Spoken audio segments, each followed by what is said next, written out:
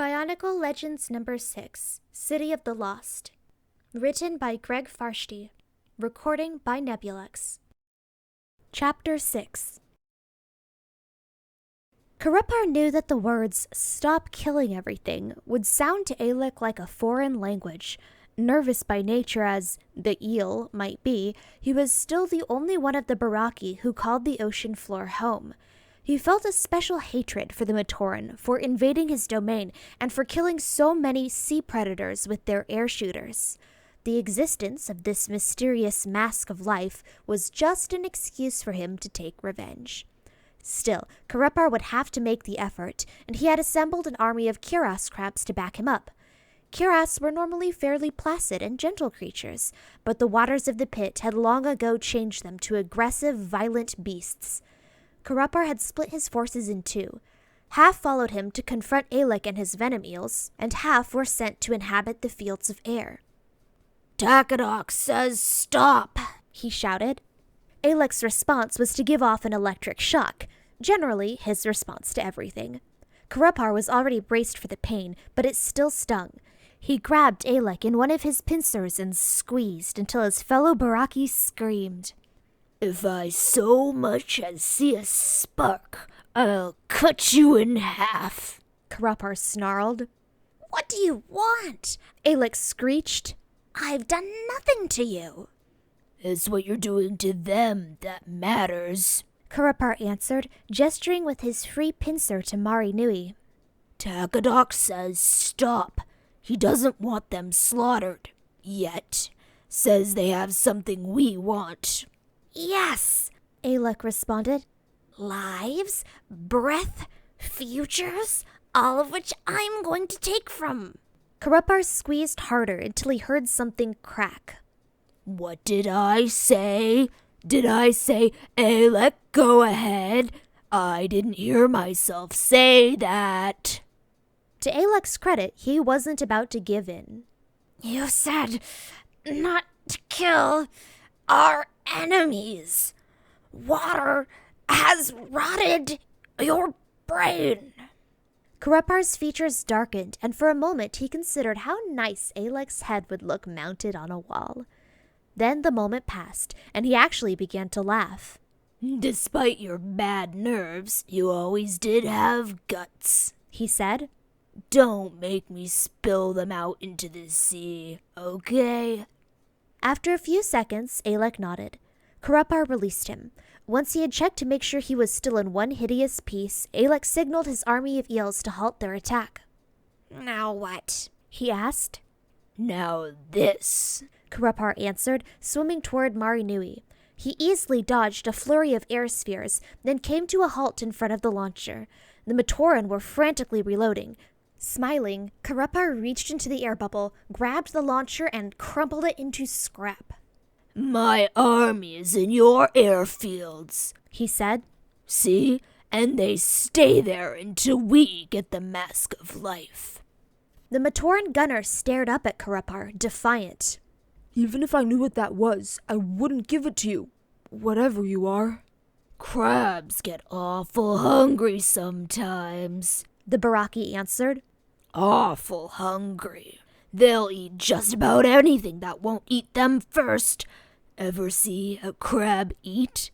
First, they take their prey in their pincers, then they rip it apart. Pretty gruesome until you get used to it. Only it's something you never get used to." The Matoran tried to appear brave in the face of this veiled threat, but the slightest tremble in his frame betrayed him. Karupar leaned in close to the bubble and said, "So, why don't you be a good little future meal and go tell whoever runs this place to hand over the mask? Go ahead, we'll wait."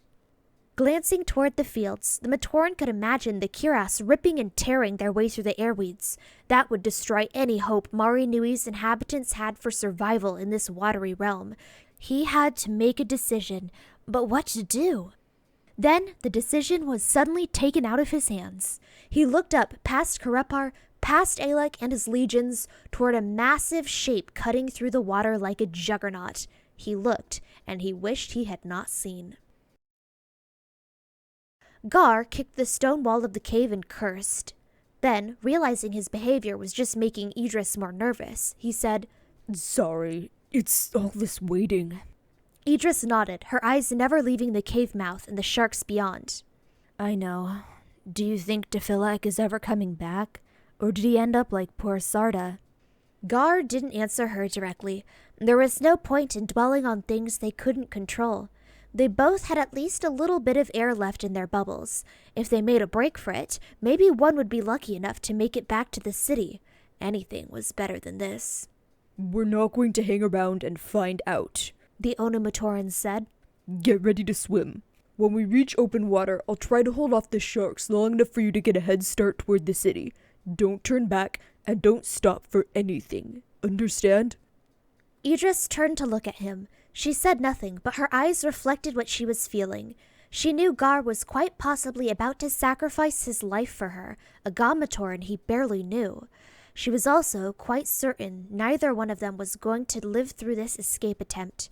But Matoran will survive, she said to herself. Mari Nui will survive.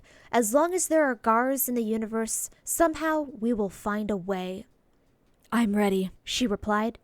All right, we go on 3. 1. A violent impact shook the cave. Idris could see the Takea sharks outside being hurled about like strands of seaweed in a whirlpool. She didn't know if this was something natural, an undersea quake perhaps, or another attack, but it was their chance. 3, she shouted, rocketing out of the air bubble and heading for the cave mouth with Gar right behind. Outside, the sharks were doing something no Matoran had ever seen before. They were fleeing for their lives. A glance upward told Idris and Gar the reason. The sharks had good sense, it seemed, and would survive to see another day.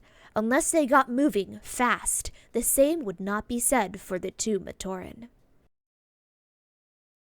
Nebulux had no idea where he was going. He had lied to Prydak to buy time to think. There had to be a way to escape and free Gar and Idris. But first he had to ditch this Baraki, and as anyone who had ever tried to evade a shark knew, this would not be easy. I think we quick hit it there, he said, pointing toward the lowlands. Under a clump of seaweed. Funny, they all look alike now. I'm sure that's happened to you. You know, you're all set to slash kill some innocent Matoran, but then we all start to look alike to you. Prydak ignored the jibe. He was more concerned with a slight shift in the feel of the ocean's energy, something only one with his enhanced senses would pick up on. Something wasn't right, but he could not put his fin on what. It unsettled him. Hurry up, he growled. You are stalling, morsel. Keep doing it, and you'll be returning to Mari Nui in pieces. It's down there. I'm sure of it, Nebulux said. Then he added, I think. When Prydak didn't answer, Nebulux turned to look at him. The Baraki was hovering in the water, his eyes fixed on nothing, as if he were waiting for something to happen. The Lamatorans scanned the surrounding water. Prey fish and predators alike were scrambling for cover, as if they sensed impending doom. The last time this happened, Prydak muttered, your city sank beneath the waves, crushing everything in its path. What new disaster are you Matoran unleashing now? Then both Baraki and Matoran saw. Being residents of the ocean's lower depths, both were used to the frigid temperatures of the water. Physical cold was something one learned to live with in order to survive here, and eventually it could even be ignored. But the sight that greeted Prydak and Nebulux's eyes was one to freeze the spirit. It was death given form, and it was headed right for them. End of chapter 6.